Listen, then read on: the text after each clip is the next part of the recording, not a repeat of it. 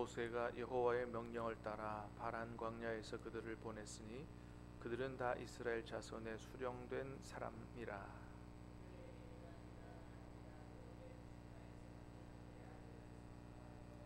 시므온 지파에서는 호리의 아들 사밧이요, 이사갈 지파에서는 요셉의 아들 이갈이요, 베냐민 지파에서는 라브의 아들 발디요, 요셉 지파 곧 므낫세 지파에서는 수시의 아들 갓디요, 아셀 지파에서는 미가엘의 아들 수두리요, 갓 지파에서는 마기의 아들 구엘이니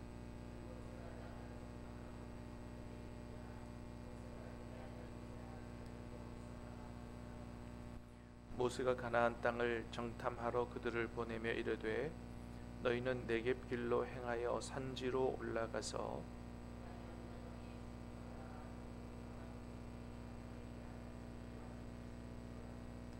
그들이 사는 땅이 좋은지 나쁜지와 사는 성읍이 진영인지 산성인지와 토지가 비옥한지 메마른지 나무가 있는지 없는지를 탐지하라.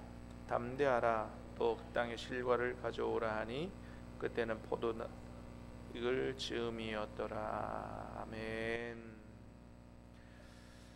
자, 오늘 본문을 포함한 민수기 13장 14장은 그 유명한 가데스 바네아 사건을 기록하고 있는 말씀입니다. 자, 1절 2절을 다시 한번 읽어보겠습니다. 시작. 여호와께서 모세에게 말씀하여 이르시되 사람을 보내어 내가 이스라엘 자손에게 주는 가나안 땅을 정탐하게 하되 그들의 조상의 각 지휘관된 자 한 사람씩 보내라. 아멘. 자, 하나님이 모세에게 말씀하셔서 그렇게 말씀하셨다. 사람을 보내서 가나안 땅을 정탐하게 하라. 하나님이 그렇게 말씀하셨다는 거죠. 그래서 오늘 본문을 보면 정탐꾼을 하나님이 보내신 것처럼 되어 있는데요. 그런데 그렇지가 않습니다. 오늘 본문을 나중에 회상하면서 기록한 신명기에 보면, 신명기 1장에 보면 거기 보면 하나님께서 가나안 땅에 들어가라 그랬을 때 이스라엘 백성들이 일단 먼저 정탐꾼을 보내서 정탐하게 한 후에 우리가 들어가게 해주십시오 이렇게 요청하는 내용이 있습니다. 그러니까 오늘 본문에는 그 이스라엘 백성들이 정탐꾼을 보내서 정탐하게 해달라고 요청하는 내용이 빠진 거예요.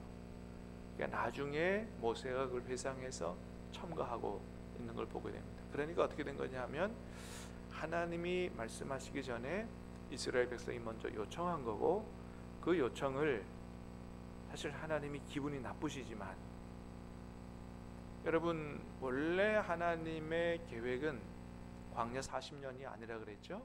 이 가데스 바네아에서 곧바로 이제 가나안 땅에 들어가는 게 하나님의 계획이었어요. 그래서 하나님께서 광야를 통해서 오직 아무것도 없는, 자기들이 아무것도 할 수 없는 상황에서 하나님만 바라보도록 하는 그 믿음의 훈련을 한 1년 한 반 정도 이렇게 계획을 하신 거예요. 그런데 그 광야 학교 마지막 가데스 바네아에서 믿음의 시험을 쳤는데 낙제한 거란 말이죠. 그리고 그 대가로 40년 광야 방황 생활을 하게 되는데, 정탐꾼 보내게 해달라 무슨 얘기입니까? 하나님 말씀을 아직도 100% 못 믿겠습니다. 우리가 가서 좀 확인해 보고, 그리고 우리가 보기에 확실하다 그러면 들어가겠고, 그렇지 않으면 좀 고려해 보겠습니다. 이런 얘기거든요. 하나님 너무 기분 나쁘시지만 거기까지 양보하신 거예요. 그래서 정탐꾼을 뽑아서 보내라. 말씀하시는데, 우리 금방 이전에 읽었던 것처럼 그 정탐꾼을 아무나 보내지 말고 지파 중에서 지휘관된 자 한 사람씩 보내라 그랬습니다. 그러니까 정탐꾼을 지파에서 한 명씩 뽑아서 지휘관들을 보내라 라고 말씀하시는 거예요. 그렇습니다. 하나님은 이스라엘의 새로운 앞날을 앞두고 이제 믿음으로 잘 해주리라고 기대되는 사람들을 뽑아서 보내라 라고 하는 거거든요. 여러분, 민수기 1장에도 보면 가나안 땅을 향해서 출발하기 직전 준비하는 그 과정 속에서도 사람을 뽑아서 각 지파에 한 사람씩 지도자를 뽑아 세우라 하는 말씀을 기록하고 있는 걸 보게 돼요. 그런데 민수기 1장에서도 지도자를 뽑아 세웠는데 오늘 본문에서도 또 지도자 한 사람을 뽑아 세우는데 그 사람들의 이름이 같으냐? 다릅니다. 무슨 얘기냐면 새로운 시대에는 새로운 앞날을 열어가기 위해서는 새로운 사람이 필요하다는 것을 얘기하는 거예요. 새로운 시대를 열어가기 위해서 옛날 똑같은 사람으로 이렇게 일하게 해서는, 지도자가 일하게 해서는 안 된다. 새로운 시대에 걸맞는 새로운 거기에 적합한 사람들을 뽑아 세우는 게 중요하다. 그래야 새로운 미래를 열어갈 수 있다. 하나님이 자꾸 사람을 세우는 일들을 하세요. 여러분, 항존 직분자들을 뽑아 세우는 것은 단순히 이게 우리의 일이 아니에요. 하나님의 일들을 이루어 가시기 위한 하나님의 일인 거예요. 여러분, 이번 선거에서 하나님의 계획이 온전히 이루어질 수 있게 되기를 축복합니다. 우리 그것을 위해서 기도해야 돼요. 정말 하나님의 뜻이 이루어지기를 위해서. 그렇습니다. 자, 그런데 그 지도자들을 뽑아 세우는데 오늘 말씀을 잘 보면 그 지도자들을 사람이 뽑아 세우느냐? 그렇지 않습니다. 하나님이 지명하여 불러 세우는 것을 볼 수 있어요. 자, 2절에서 우리 지휘관 된 사람 뽑아 세우라 그랬죠. 자, 3, 4절에 시작. 모세가 여호와의 명령을 따라 바란 광야에서 그들을 보냈으니 그들은 다 이스라엘 자손의 수령된 사람들이라. 그들의 이름은 이러하니라. 루벨 지파에서는 사꾸리 아들 삼무하요, 시므온 지파에서는 호리의 아들 사밧이요. 자, 모세가 여호와의 명령을 따라 그들을 보냈으니 그들의 이름은 하고 누구누구라고 지명해서 불러 세웁니다. 1장에서도 마찬가지였어요. 그러니까 여러분, 이거 뭘 얘기해 주냐면 우리가 이번에 선거를 통해서 사람을 세우는 것도 단순히 내가 좋아하는 사람 뽑아 세우면 안 된다고 하는 겁니다. 교회에 오래 다녔기 때문에 저 사람이 해야 된다, 그런 것도 아니에요. 사람을 뽑아 세울 때 어떤 사람을 뽑아 세워야 되느냐? 정말로 하나님께서 귀히 쓰실 만한 믿음의 사람을 뽑아 세워야지, 교회에 사람을 세우는 것이 단순히 인기 투표가 돼서는 절대로 안 된다라고 하는 것입니다. 그래서 과연 어떤 사람이 믿음의 사람이고 과연 어떤 사람이 하나님이 쓰실 만한 사람인가를 우리가 믿음의 눈으로 기도하면서 잘 분별할 수가 있어야 돼요.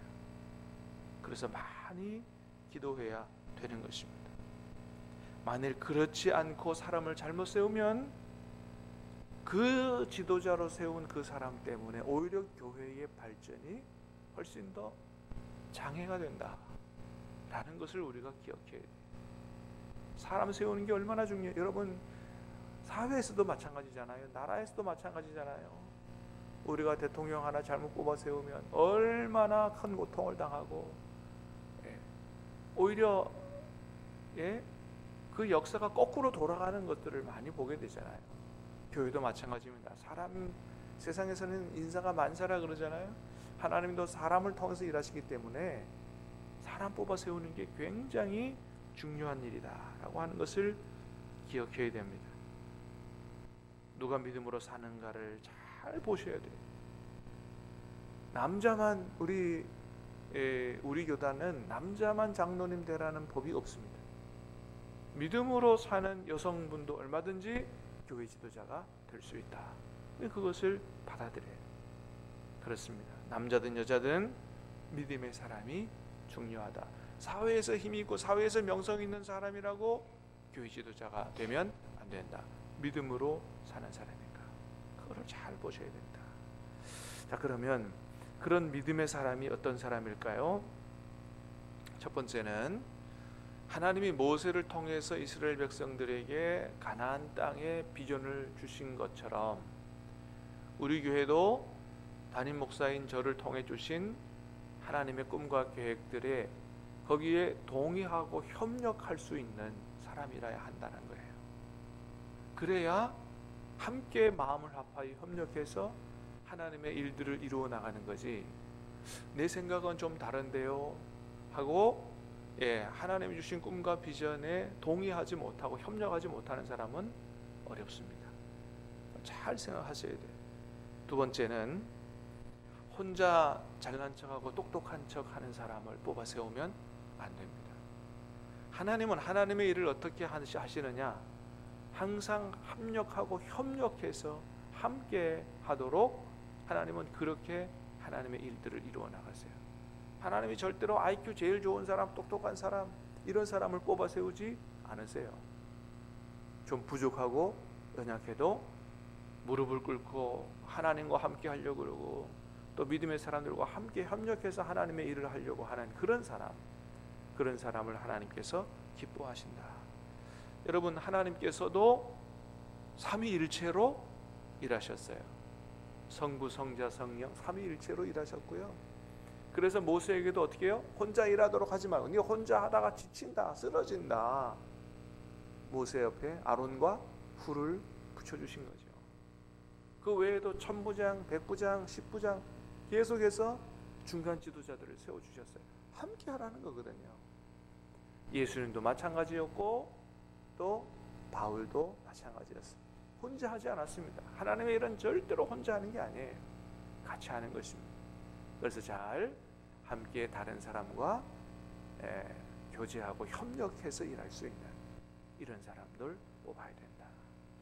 마지막으로 세 번째는 어려운 난관이 오더라도 안 된다, 못 한다, 부정적인 말이 아니고 우리 한번 기도하고 한번 해보자, 하나님이 기뻐하시면 얼마든지 될 것이다, 긍정적으로 말할 수 있는 그런 믿음의 사람을 뽑아야 된다. 여러분, 나중에도 이제 보시는 것처럼 12명 정탐꾼 보냈습니다. 정탐하고 돌아와서 생각하는 게 다 달랐어요. 10명의 사람들은 어떻게 했어요? 안 된다, 뭐 못한다, 못 들어간다, 거기서 우리가 뭐 요새도 받고 안악자손도 받고, 그러고 보면 우리는 그들 앞에 밥이다, 계속해서 부정적인 얘기 하는 거예요. 그게 여러분 아주 틀린 얘기는 아닙니다. 왜냐하면 현실 파악을 제대로 했기 때문이에요. 거짓말한 게 아니거든요. 실제로 보고 자기가 보고 경험한 것을 얘기한 거예요. 그런데 교회의 지도자들은 그런 상황에 머물러서는 안 된다는 겁니다. 현실 파악을 제대로 하는 것도 중요하지만 더 중요한 것은 아무리 우리가 보기에 어렵고 우리 힘으로 안 된다고 해도 하나님이 기뻐하시는 일이면 얼마든지 될 것이다, 하나님이 도와주실 것이다, 이게 하나님이 기뻐하시는 일이냐 아니냐, 그것을 보고 믿음으로 기도하고 하나님이 도와주시면 얼마든지 가능하다는 믿음의 말, 여호수아와 갈렙과 같은 그런 말을 하고 한번 기도하고 해보자 하는 이런 믿음의 지도자들이 필요하다라고 하는 겁니다. 날마다 분석만 하고 돈만 따지고 우리만 보고 안 된다는 거예요. 그래서는 아무것도 못하는 겁니다. 하나님의 일들은 여지까지 그렇게 이루어져 오지 않았습니다. 하나님을 믿고 정말 믿음으로 살면서 자신을 하나님 앞에 온전히 헌신하는 사람들을 통해서 이루어져 온 거지, 현실 분석하고 머리 굴리고 하는 사람을 통해서 이루어져 온 게 아니다. 그런 믿음의 사람들을 우리가 기도하면서 잘 분별하고 잘 뽑아 세움으로 말미암아 이번 선거를 통해서 우리 교회가 하나님의 놀라운 축복을 받고 새로운 미래를 열어갈 수 있는 그런 복을 받는 시간들이 될 수 있게 되기를 주님의 이름으로 축복합니다. 자, 우리 주신 말씀을 생각하면서 우리 합심해서 한번 같이 기도하겠습니다. 아버지 하나님, 이제 4월 23일